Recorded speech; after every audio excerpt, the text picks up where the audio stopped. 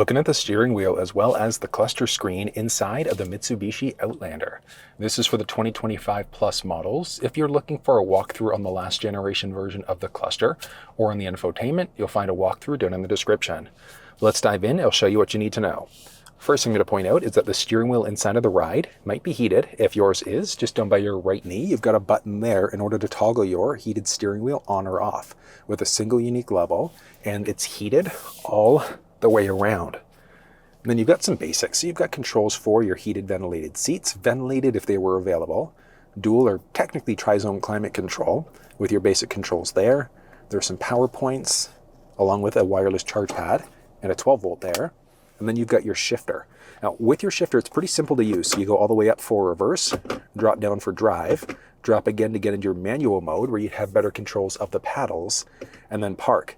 In order to get yourself into neutral, what you're going to do, pull in, and you're just going to lightly pull down until you hit neutral. Because if you click up or down, that's going to put you into reverse or drive. So it's just kind of a light push down in order to get into neutral, button push in order to get you back into park. And then you've got your little selector down the middle here in order to change between your different drive modes. You'll be in normal the majority of the time, and then you've got eco for the best possible economy, and then you've got some different off-road and snow modes there too. So this one is actually the fun one, so that is going to be your tarmac mode. So if you want the best responsiveness, best possible performance in the ride, that's where you're going in order to make it happen. And then there's also your brake heel control there too. Parking brake is there, so you're going to, well, there we go. Pull up in order to turn it on, hit the brake pedal, push down in order to be able to turn it off. And then there's the auto hold setting too. So with that one enabled, if you have the vehicle in drive, come down to a complete stop, take your foot off the brake pedal, the car is not going to move. The steering wheel is also manual telescoping. So just down by your left knee on the column, there's a release. Then telescoping, so in, out, up and down to find that perfect position. Once you do, click it to lock it back into place. There are so many different buttons in Stalks, but there are a series of buttons just down by your left knee here too. So you've got these ones here in order to adjust the brightness of the cluster screen. You can open and close the lift gate, and then you've also got the option of toggling your head-up display on or off. If you had the plug-in hybrid version of the Outlander, there would be some additional buttons there. So if you want to walk through that, you'll find that down in the description of this video. Some versions of the Outlander will also have memory there too. So it's side view mirror and then driver's seat memory. So all you're going to do, set your driver's seat up the way that you'd like to, set up your side view mirror the way that you'd like to. Once you've done that, just tap set, and then either 1 or 2 for it to remember your own personal profile. Then if you ever get messages inside of the cluster screen like this, you've got your little scroll wheel here. So if you just tap the OK button in the middle, that'll get rid of any other messages that you get inside of the screen. But there are so many different buttons in Stalks. So we'll start off with the sockle on the left-hand side. So there's a button on the tip of that stick to get you into the auto mode for the lights, but you've got your basic light control there. You're going to be in the auto mode the majority of the time. If the vehicle recognizes high beams are needed and the settings enabled, which I'll show you in a second, it turns the high beams on automatically. If somebody's oncoming, it turns them off before turning them right back on again. If you want to permanently lock your high beams out, go into the upper headlamp mode, push away to turn them on, pull towards you to turn them off. It's just that the auto mode, you've only got the option of flashing out. At nighttime, you could push away to lock them on if you'd like, and then you can also toggle your fogs on or off on top of that. Simple. Then you've got paddles inside of the ride. So minus along the left-hand side, plus along the right-hand side. Where these ones come into play, let's say if you wanted to drop gears a little bit in order to shoot up your RPM so you can pass somebody a bit quicker, that's available. If the brakes have failed or you just want to slow down using engine braking, you can tap the minus instead there to lower your gear. But if you've never used paddle shifters before, and that works the same way because there's a manual mode here too. If you want to know how these actually work, you'll find a walkthrough down in the description of this video. The sockle on the right-hand side is going to be for your wipers. So just a single push up is going to be for a quick wipe. Go down, and then you can then use the rocker in the middle. So you're in the auto mode. So you can now use this to say how fast or slow, rain's hitting the windshield, or you can go to some of those faster modes instead. And then you can also toggle your rear wiper on or off that way, if you'd like to, with a few unique levels that are available. You're going to push in towards you in order to, or pull in towards you, I should say, in order to get the front wiper fluid going. Push away to get that rear wiper fluid going. And then, like I said, so many different buttons. You've got your volume rocker there, so you can move up or down to adjust your volume, which you can also do along the screen there. Then you can also change between your songs. So if you've got presets set up, you're just going to go left or right in order to be able to adjust out your presets. If you want to know how to actually set presets up, you'll find a walkthrough for the infotainment down in the description. And then you've got this button in order to get to a shortcut menu, and these buttons in order to adjust out the cluster screen, which I'll touch on as we dive into the cluster in just a moment.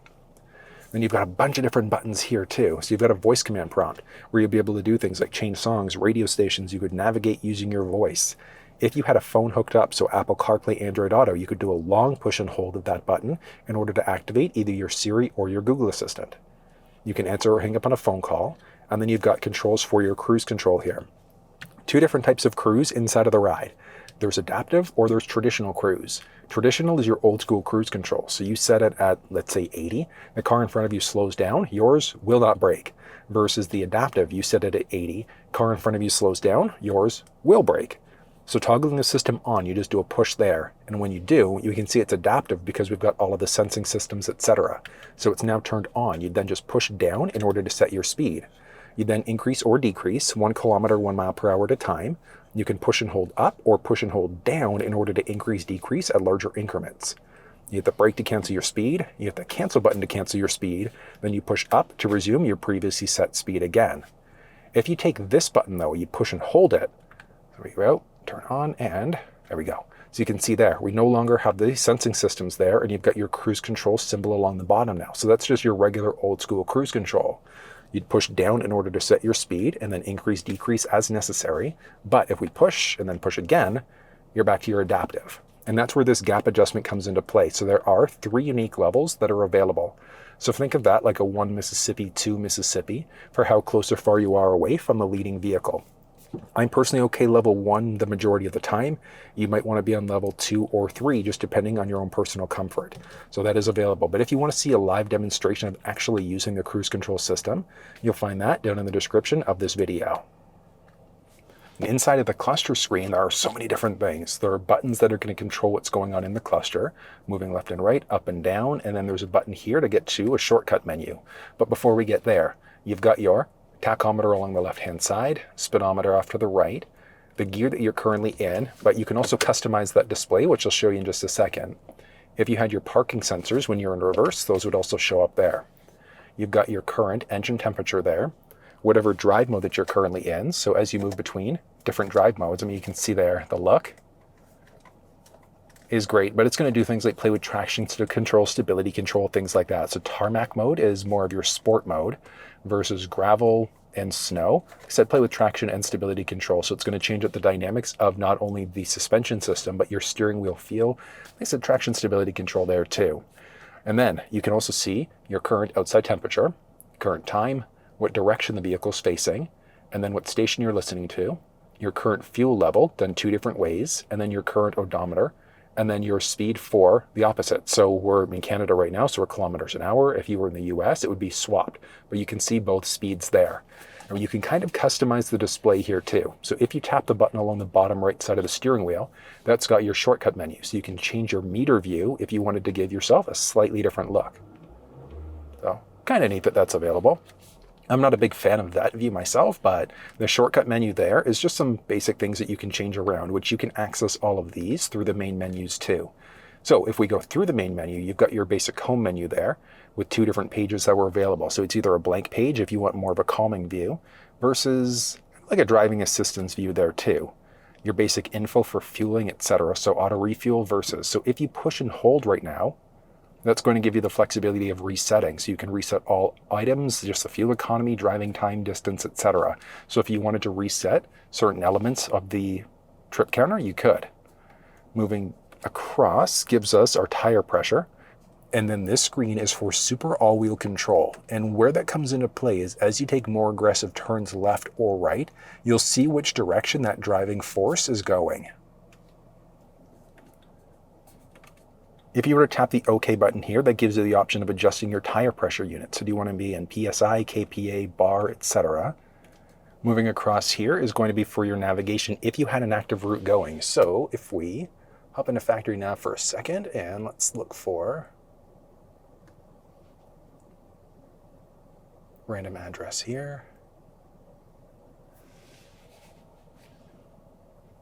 Look at that. So we've got a full map and cluster view. For 100 meters. And then if you change out your meter view now, so if we go back to this, you've got a slightly fuller screen mapping cluster. So I'm not crazy about that display, but the typical display there is nice, but at least you've got your turn-by-turn directions there.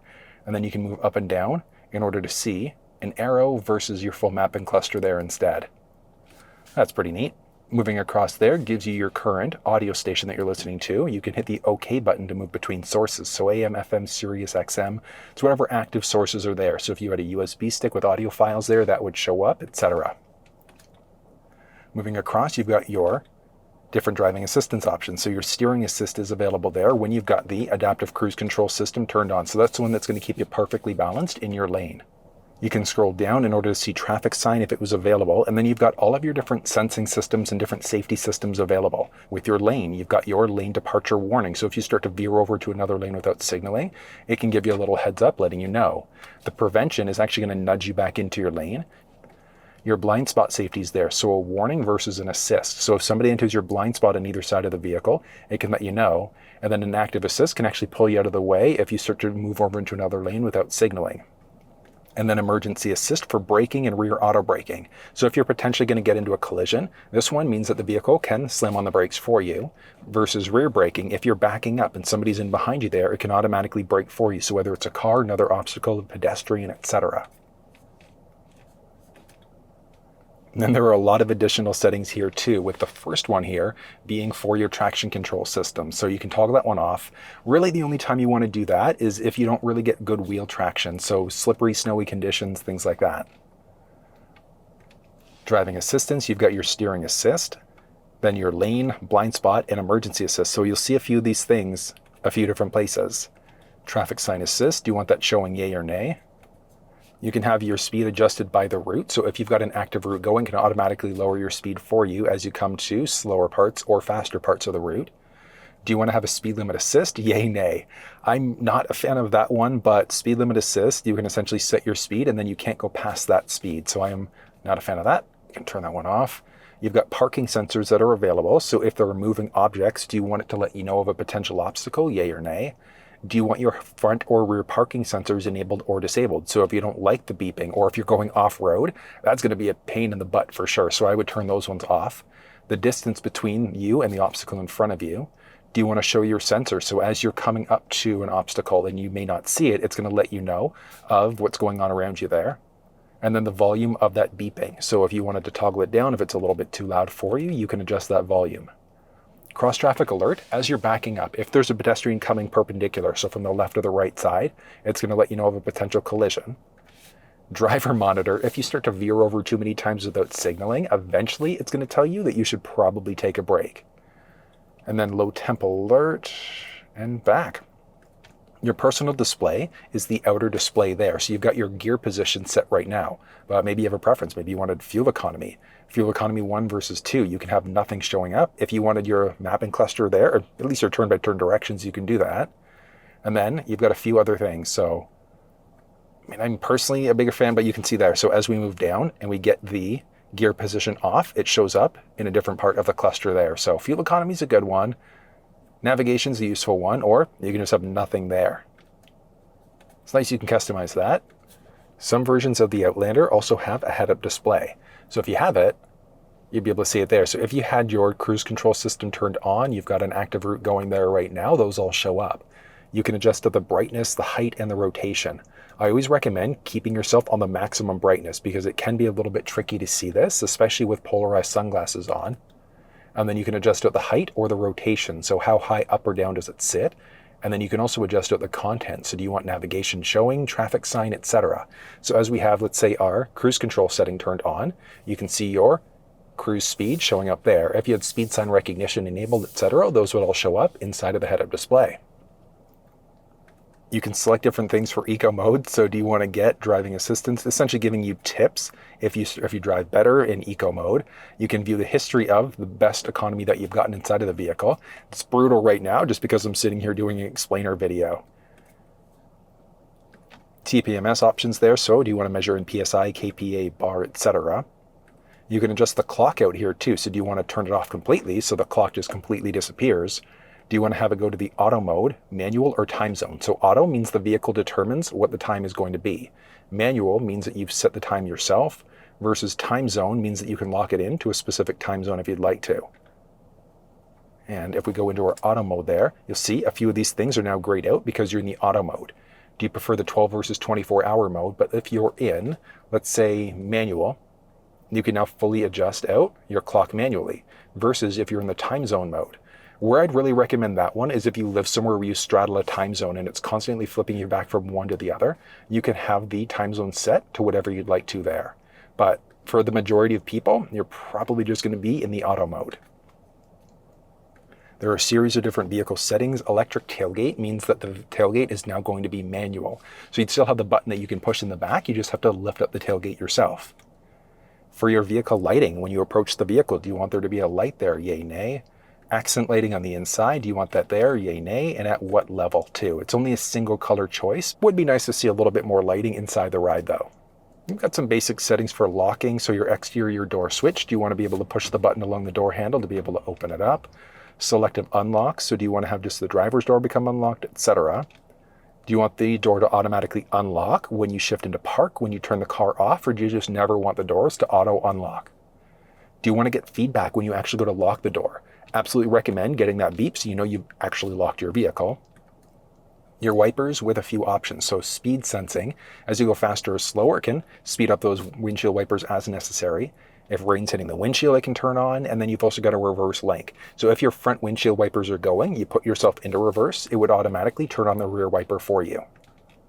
Driving position. So if this is available with seat memory, what it's going to do, you turn your vehicle off, it's going to lower the seat and back it up for you to get in and out of the vehicle a little bit easier. Rear seat alert. If you've opened up the second row doors and then you go to turn the vehicle off, it's going to give you a little message to check the back seats. So you can get a horn and alert, strictly an alert there too. So useful if you've got a little one in the back seat. With your mirrors, do you want the autofold to be off so it just keeps the mirrors out all the time? Do you want them to unfold when you turn the vehicle on or when you unlock the vehicle? There are some basics for maintenance, so if you're changing oil out yourself, you can reset those timers. You can customize the display a little bit, so changing that meter view, classic versus the enhanced mode, which we saw earlier. The enhanced is the one with the little things on the outside. You've got your main menu selection, so what option do you want to be on the home screen there for your main option? So I'm personally a bigger fan of having the blank screen, but if you wanted to have your cruise settings there, audio, etc., you've got the flexibility of setting up your main home screen. And the main home screen, if we just hop back for a second here all the way. So your main home screen is going to be when you're on the home page there. So what's going to show up on your bottom screen right now? If we go back to settings,